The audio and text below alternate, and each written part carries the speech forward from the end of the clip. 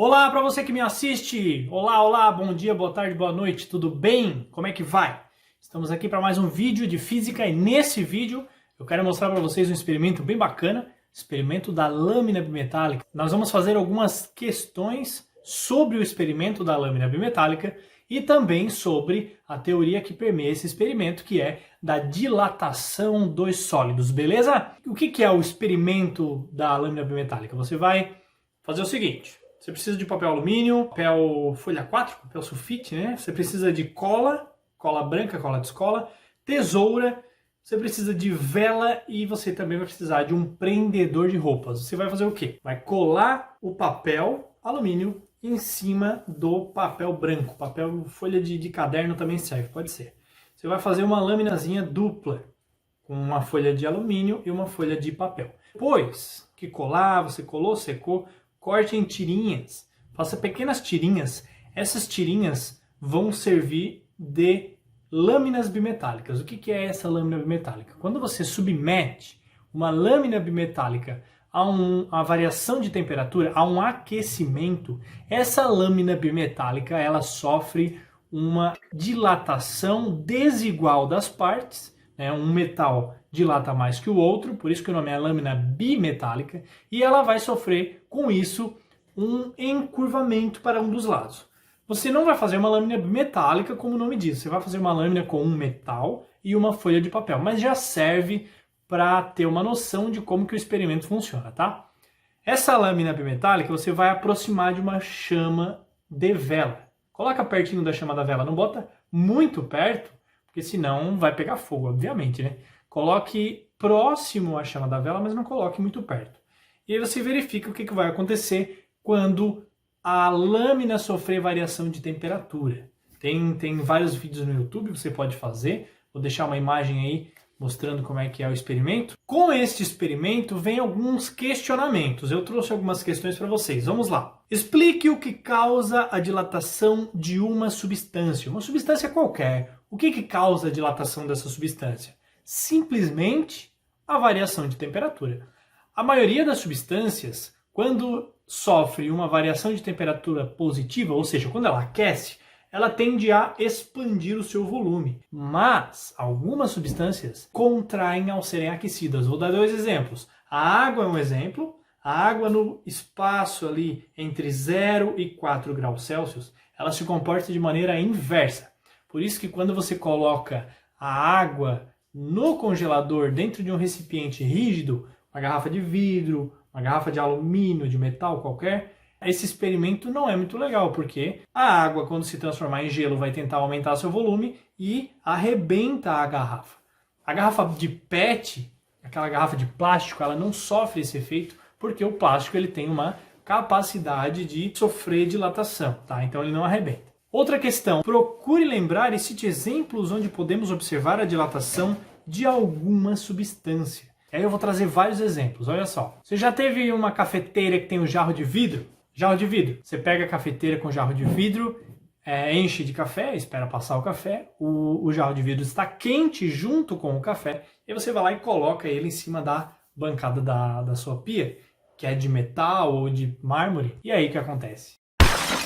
Ela arrebenta, ela quebra. Por quê? Esse vidro sofreu uma contração térmica muito rápida na parte de baixo, na parte que está em contato com a pedra fria, com o metal frio, só que a parte de cima, que tem um líquido quente, o café, ainda continua dilatada. Ou seja, a parte da base, a parte de baixo, vai ter uma tendência a contrair, a parte de cima ainda está dilatada, o vidro sofre uma torção, uma espécie de força interna que arrebenta ele, tá? Outro exemplo, dois copos trancados um dentro do outro. Você já deve ter visto essa situação também. Existe uma maneira de tirar um de dentro do outro. Você vai colocar água com gelo dentro do copo de dentro e você vai colocar água quente na parte do copo de fora. Colocando água quente no copo de fora, ele tem uma tendência a sofrer uma dilatação, uma variação de volume. E colocando gelo e água fria, né, dentro do copo de dentro, ele tende a contrair. Então, o copo de fora dilata, o copo de dentro contrai, e aí eles se separam, você consegue destrancar um copo de dentro do outro. Outra situação é o vidro de conserva. Você consegue tirar a tampa do vidro de conserva quando ele vem. Você pega lá, compra no mercado, né? Vem com a tampa ali. Às vezes ela vem apertada demais. Você consegue tirar de uma maneira mais fácil. É só gerar um aquecimento na tampa. Se você tem torneira elétrica em casa, abre a torneira, coloca no quente e coloca só a tampa embaixo da água quente, espera aquecer e aí tira a tampa, ela vai ficar mais fácil, ela solta mais fácil. Porque a tampa tem uma tendência, quando aquecida, a aumentar o seu tamanho e aí ela solta daquela parte que está presa no vidro. Outro exemplo, a chapa do fogão. As chapas de fogão elas têm uma fenda, uma linha chamada fenda de dilatação. Porque a chapa do fogão ela vai receber uma variação de temperatura muito grande em determinadas regiões e em outras, às vezes, nem aquece tanto, porque você vai colocar fogo ali, na parte de baixo da chapa, não é homogênea a distribuição do fogo, então um lado aquece mais, o outro aquece menos. E isso pode gerar um rompimento dessa chapa, ela pode quebrar. Por isso que é feita uma fenda de dilatação, e aí essa chapa não corre o risco de quebrar durante o processo de aquecimento. Temos também pontes, as pontes são construídas com linhas de dilatação, essas linhas são entrelaçados de metais, né, para o pneu de alguma moto, por exemplo, não cair na fresta. Então é bem pertinho, mas ele tem um espaço para poder encaixar e desencaixar. Encaixa quando há um aquecimento de toda a estrutura, no verão. Toda a estrutura ela é aquecida e dilata linearmente, então a ponte ela tende a aproximar as fendas. E no inverno, quando esfria, existe a tendência de afastar as fendas. Por isso que existem esses espaços. Outros lugares que dá para ver isso, calçadas. As calçadas têm aquelas linhas deixadas propositalmente para sofrer dilatação e também não sofrer danificação com rachaduras do concreto. Os pisos, né? Você vê o piso, por exemplo, o porcelanato, ele não é colocado uma peça encostada na outra. Precisa deixar um espaço entre elas. Porque se sofrer uma grande variação de temperatura, o porcelanato ele vai tentar dilatar linearmente, superficialmente, vai encostar uma placa na outra e vai estourar em algum lugar, vai quebrar. Por isso que precisa ter esse espacinho de dilatação entre as peças. E vários outros exemplos da construção civil que é aplicado os conhecimentos de dilatação térmica. Um outro interessante é o trilho do trem. O trilho do trem ele tem dois problemas. Inicialmente, o problema do aquecimento com o sol. O sol vai aquecer o trilho do trem e aí, se não houver espaços de dilatação, ele não tem para onde dilatar, ele não tem para onde aumentar seu comprimento. Ele vai entortar a linha. Olha só como é que fica. Essa foto que eu coloquei aí, problema de um incêndio. Um incêndio que aqueceu tanto, dá até para ver as laterais ali da imagem, dá para ver que está queimado ali. Esse incêndio gerou essa danificação na estrutura, porque aqueceu demais os trilhos. Eles tentaram aumentar o comprimento, não teve espaço, tortou o trilho. E tem um outro ponto que é diminuir a temperatura do trilho.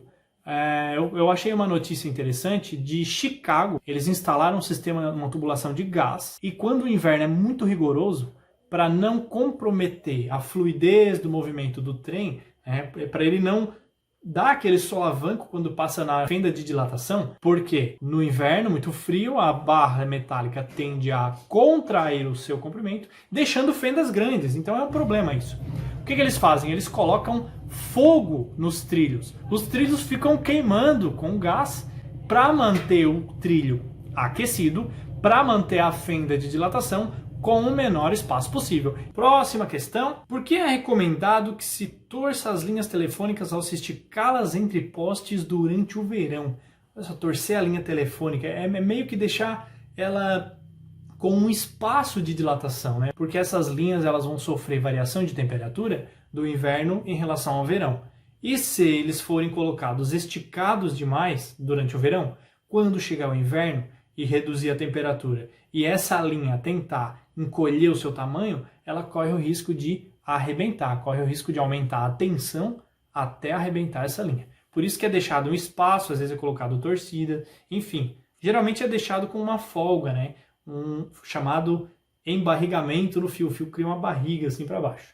Por que esse fio é colocado assim? Para justamente permitir dilatação e contração térmica. Por que as substâncias se expandem quando sua temperatura aumenta? Pensa o seguinte, você sabe o que é temperatura. Temperatura é o grau de agitação da molécula. E aí, pensa nesse grau de agitação como sendo a molécula indo para um lado e para o outro. Precisa de um espaço para vibrar. A molécula precisa de um espaço para poder fazer seu movimento vibratório, oscilatório. Esse movimento que a molécula tem que caracteriza a temperatura do objeto. E aí imagina que a temperatura aumenta.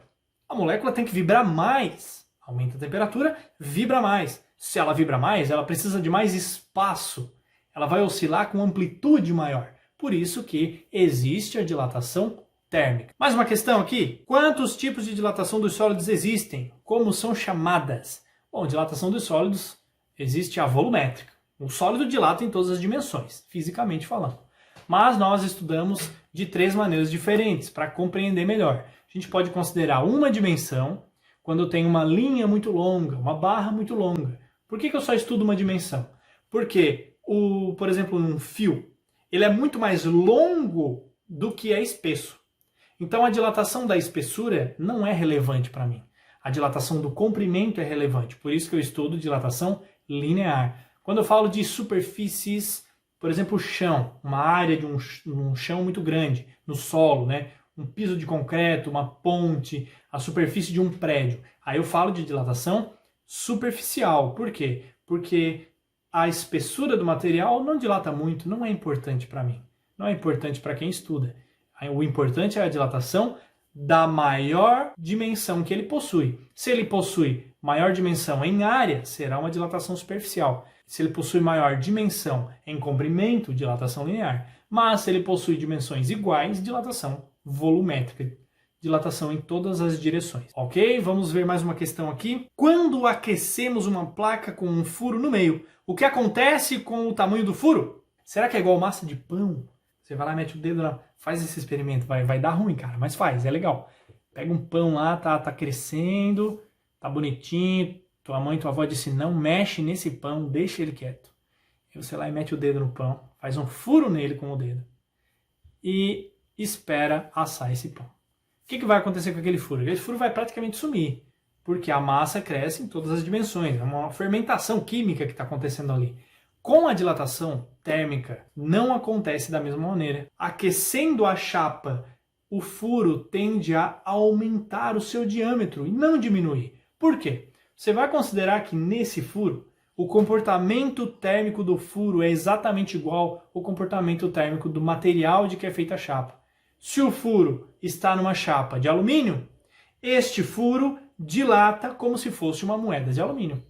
Se o furo é um retângulo em uma chapa, este furo vai dilatar como se fosse uma chapa retangular, exatamente com as mesmas dimensões. Então o furo ele sempre dilata quando for aquecido. Ficou estranho isso. O furo dilata quando aquecido, mas é isso que acontece. Beleza, mais uma questão? Sobre o experimento da lâmina bimetálica. Por que ao aquecer a lâmina de papel e alumínio, a lâmina sempre se curvará no sentido do papel? Sentido do papel. Você tem o papel em cima, o alumínio embaixo. Coloca o fogo, a lâmina faz isso aqui, ó. Ela entorta no sentido do papel. O papel está em cima, o alumínio está embaixo. O que acontece aí é uma dilatação térmica desigual. O alumínio dilata mais do que o papel. Então você coloca os dois um em cima do outro e imagina que o de baixo dilata mais que o de cima, ele tende a crescer mais do que esse, linearmente. Ele tende a aumentar seu comprimento. Só que ele está colado. E quando ele tentar crescer, ele empurra para cima o outro material. Porque ele não consegue aumentar o seu comprimento na direção linear. Ele está colado, ele não vai. O outro tenta ir junto, também não pode. E aí ocorre essa força que entorta o sistema para cima. Você vai ver esse sistema onde? Dentro de casa. Obviamente você não vai ver, né? A não ser que você desmonte o equipamento. Mas você veria, se desmontasse o equipamento, em uma chaleira elétrica. Na chaleira elétrica tem essa pecinha aqui, ó, que é o termostato. Ela tem uma moedinha de uma lâmina bimetálica, e no meio da moedinha, como se fosse uma arruela, no meio tem um pino. Este pino sofre variação de temperatura e ele sofre deslocamentos por variação de temperatura, porque é uma lâmina bimetálica. E aí, nesse momento que ela sofre uma torção térmica, é o momento que ela desliga a chaleira, ela empurra o botão. Então ela vai empurrar o botão, desligar a chaleira automaticamente quando chegar na temperatura desejada. Então ela é construída de maneira a obter uma temperatura fixa, beleza? Outra aplicação do dia a dia para lâminas bimetálicas, o disjuntor. O disjuntor ele tem na sua estrutura interna uma lâmina bimetálica que, quando passa corrente elétrica demais no sistema, aumenta a temperatura por efeito Joule, aumenta o aquecimento, e aí essa lâmina começa a entortar e desliga o botão. Desliga, interrompe a passagem. O nome dele é disjuntor porque ele interrompe a passagem da corrente elétrica com esse sistema de deslocamento térmico. O que tínhamos para o vídeo de hoje é isso aí, galera. Um abraço para vocês, fiquem seguros e até a próxima. Valeu!